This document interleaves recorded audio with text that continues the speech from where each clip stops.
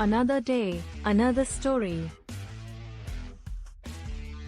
Leonardo da Vinci जीवनी. Biography of Leonardo da Vinci in Hindi. जीवनी. Leonardo da Vinci का जन्म इटली के फ्लोरेंस प्रदेश के विंची नामक ग्राम में हुआ था. इस ग्राम के नाम पर इनके कुल का नाम पड़ा. ये अवैध पुत्र थे. शारीरिक सुंदरता तथा स्फूर्ति के साथ साथ इनमें स्वभाव की महत्ता, व्यवहार कुशलता तथा बौद्धिक विषयों में प्रवीणता के गुण थे. इटली वासी, महान चित्रकार, मूर्तिकार, वास्तुशिल्पी, संगीतज्ञ, कुशल यांत्रिक, इंजीनियर तथा वैज्ञानिक था.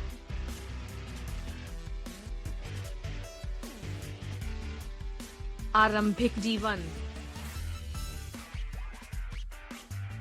लियोनार्डो दा विंची अपने आप में विरली प्रतिभा वाले विलक्षण व्यक्ति थे. यह कहना अतिशयोक्ति नहीं होगा कि उनमें अकेले में 10 व्यक्तियों की प्रतिभा छिपी हुई थी. लियोनार्डो दा विंची का जन्म 15 अप्रैल 1452 को इटली के प्रसिद्ध शहर फ्लोरेंस के निकट विंची में हुआ था. उनके पिता एक प्रसिद्ध वकील थे और मां विंची की ही किसी सराय में कभी नौकरानी रही थी. लियोनार्डो दा विंची का बचपन अपने दादा के घर में ही बीता था. सन 1469 में लियोनार्डो दा विंची के पिता उनके साथ फ्लोरेंस आ गए, जहां पर उनकी चाची ने उनकी कई वर्षों तक देखभाल की थी. फ्लोरेंस में ही उनकी शिक्षा दीक्षा पूर्ण हुई थी.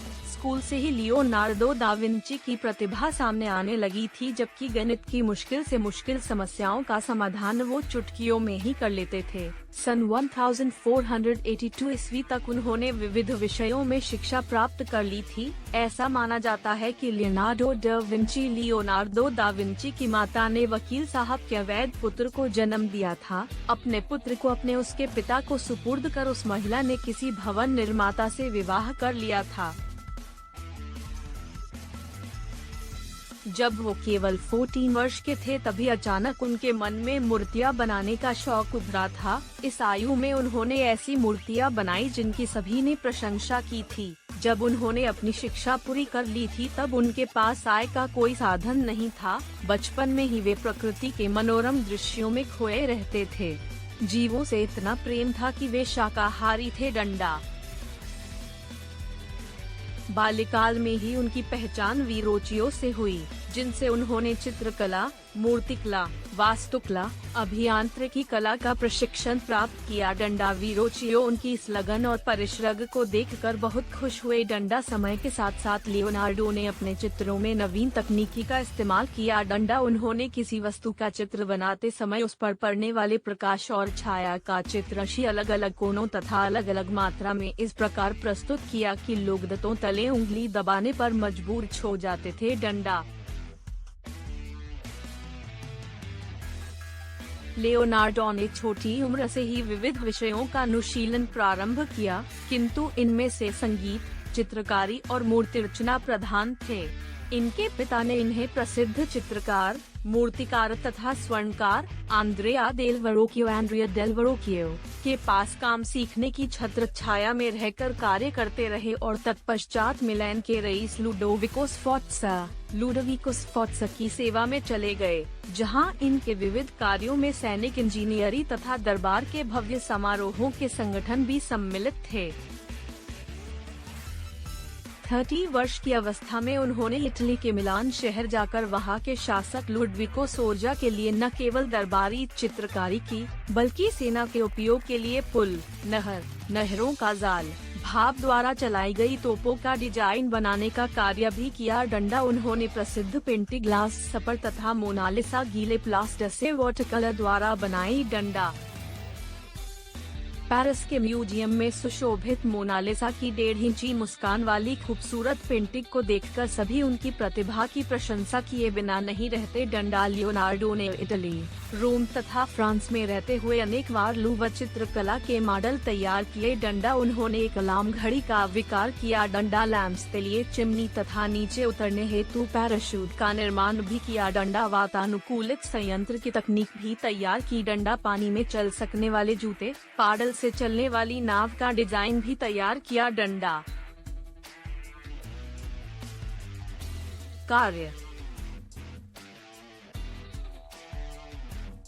ऐसा जान पड़ता है कि लियोनार्डो चित्रकारी, वास्तुकला, शरीर संरचना, ज्योतिष, प्रकाशिकी, जलगति विज्ञान तथा यांत्रिकी पर अलग अलग ग्रंथ लिखना चाहते थे, पर यह काम पूरा नहीं हुआ। इन विषयों पर इनके केवल अपूर्ण लेख या टिप्पणियां प्राप्य हैं। लियोनार्डो ने इतने अधिक वैज्ञानिक विषयों पर विचार किया था तथा इनमें से अनेक पर इनकी टिप्पणियां इतनी विस्तृत हैं कि उनका वर्णन यहाँ संभव नहीं है। ऊपर लिखे विषयों के अलावा वनस्पति विज्ञान, प्राणि विज्ञान, शरीर क्रिया विज्ञान, भौतिकी, भौमिकी, प्राकृतिक भूगोल, जलवायु विज्ञान, वैमानिकी आदि अनेक वैज्ञानिक विषयों पर इन्होंने मौलिक तथा प्रवेशी विचार प्रकट किए हैं। गणित, यांत्रिकी तथा सैनिक इंजीनियरिंग के तो ये विद्वान थे ही, आप दक्ष संगीतज्ञ भी थे। लियोनार्डो युद्ध के घोर विरोधी थे, पर विडंबना यह कि उन्हें हिंसक अस्त्र शस्त्र, युक्तियां, उपकरण आदि तैयार करने पड़े। परिस्थितियां इतनी प्रतिकूल थीं कि उनके तमाम चित्र, मूर्तियां, मॉडल आदि अधूरे ही रह गए। उनके डिजाइन किए हुए शहर, नहरें, बांध आदि कागजों पर ही चिपके रह गए। बाद के वैज्ञानिकों, कलाकारों, दार्शनिकों ने उन्हें अपना आदर्श माना और उनके बनाए स्केचों, डिजाइनों, मॉडलों आदि को मूर्त रूप दिया। उस काल में की गई उनकी कल्पनाएं जैसे पनडुब्बी, हेलीकॉप्टर, टैंक, सर्पिल सीढ़ियां, साफ सुथरे शहर, अद्भुत खिलौने आज साकार हो चुकी हैं। रोचक तथ्य। लियोनार्डो दा विंची पहले ऐसे इंसान थे जिन्होंने आकाश का रंग नीला होने का सही कारण बताया था। ऐसा इसलिए क्योंकि हवा सूरज से आने वाली रोशनी को बिखेर देता है और नील रंग में बाकी रंगों की तुलना में फैलने की क्षमता अधिक होती है, तो हमें दिन में आकाश नीला दिखाई देता है। लियोनार्डो दा विंची एक ही समय में एक हाथ से लिख सकते थे और दूसरे हाथ से ड्राइंग कर सकते थे। कैंची का आविष्कार करने वाले लियोनार्डो दा विंची ही थे। लियोनार्डो दा विंची बहुत आसानी से शब्द को उल्टे क्रम में लिख लेते थे, जैसा हमें शीशे में लिखा हुआ दिखाई देता है। वो ऐसा तब लिखते थे जब कोई सीक्रेट बात लिखनी हो। गिनेस वर्ल्ड रिकॉर्ड के अनुसार लियोनार्डो की मोनालिसा की पेंटिंग इतिहास में सबसे ज्यादा इंश्योरेंस वैल्यू वाली पेंटिंग है। 1911 में पेरिस के लूव्र म्यूजियम से चोरी होने के बाद यह सबसे फेमस तस्वीर बन गई। 2015 में इसकी कीमत $780 मिलियन थी। एक फेस रिकॉग्निशन सॉफ्टवेयर के अनुसार लियो दा विंची की मोनालिसा 83% खुश, 9% डिस्गस्टेड, 6% डरी हुई व 2% गुस्से में है। लियोनार्डो ने मोनालिसा की आंख की दाई पुतली पर अपने हस्ताक्षर किए थे। उन्होंने सबसे पहले पैराशूट, हेलीकॉप्टर और एरोप्लेन स्केच तैयार किया था। उन्होंने सबसे पहली रिपीटिंग राइफल व टैंक भी डिजाइन किया था, और अगर इतना काफी नहीं है तो उन्होंने सबसे पहला झूलता फूल, पैडल बोट व मोटर कार भी डिजाइन किए थे। विचार। मैं उनसे प्रेम करता हूँ जो मुसीबत में मुस्कुरा सकें, जो संकट में शक्ति एकत्रित कर सकें और जो आत्मचिंतन से साहसी बन सकें। जहाँ मैं सोचता था कि मैं जीना सीख रहा हूँ, वहीं मैं मरना सीख रहा था। सादगी परम जटिलता है। एक अच्छी तरह से बिताया दिन सुखद नींद लेकर आता है। कला कभी खत्म नहीं होती, उसे बस त्याग दिया जाता है। सबसे बड़ी खुशी समझने की खुशी है। जैसे एक अच्छी तरह बिताया दिन सुखद नींद लेकर आता है, उसी तरह एक अच्छी तरह बिताया जीवन एक सुखद मौत लेकर आता है। मैं किसी काम को करने की तत्परता से प्रभावित हूँ। सिर्फ जानना पर्याप्त नहीं है, हमें लागू करना चाहिए। इच्छा रखना काफी नहीं है, हमें करना चाहिए। आंखें क्यों किसी चीज को जगे हुए कल्पना करने की तुलना में सपनों में ज्यादा स्पष्टता से देखती हैं?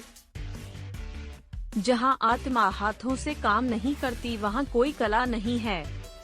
वो जो सिद्धांत जाने बिना अभ्यास से प्रेम करता है, उस नाविक के समान है जो जहाज पर बिना पतवार और कंपास के चढ़ जाता है और कभी नहीं जानता कि वो किधर जा सकता है। प्रकृति कभी अपने नियम नहीं तोड़ती। जो सदाचार बोता है वो सम्मान काटता है। समय उसके लिए लंबे समय तक रहता है जो इसका इस्तेमाल करता है। वो जो एक दिन में अमीर बनना चाहता है, उस एक साल में फांसी पर लटका दिया जाएगा। जो आप नहीं समझते, यदि उसकी प्रशंसा करते हैं तो बुरा करते हैं, लेकिन अगर निंदा करते हैं तो और भी बुरा करते हैं। हर उस व्यक्ति के लिए समय की कोई कमी नहीं रहेगी जिसे समय का उपयोग करना आता है। शादी सांपों से भरे बैग में इस आशा के साथ हाथ डालना है कि मछली निकले। जिस जगह पर लोग चिल्ला कर या चीख कर बात करते हैं, वहाँ सच्ची जानकारियाँ नहीं मिल सकती। आप अच्छे लीडर बनना चाहते हैं, ये सभी चाहते हैं कि लोग आपकी बात सुने तो ज्यादा बातचीत न करें। चुप्पी को हथियार बनाएं। अनुपयोग से लोहा जंग जाता है, स्थिरता से पानी अपनी शुद्धता खो देता है, इसी तरह निष्क्रियता मस्तिष्क की ताकत सोख लेती है। विज्ञान, आर्मी का कप्तान और प्रैक्टिस सैनिकों की तरह होती है। एक खूबसूरत शरीर खत्म हो सकता है, लेकिन एक आर्ट वर्क कभी खत्म नहीं होता। समय के साथ किसी भी चीज को जोड़ा जा सकता है, वह सच ही हो सकता है।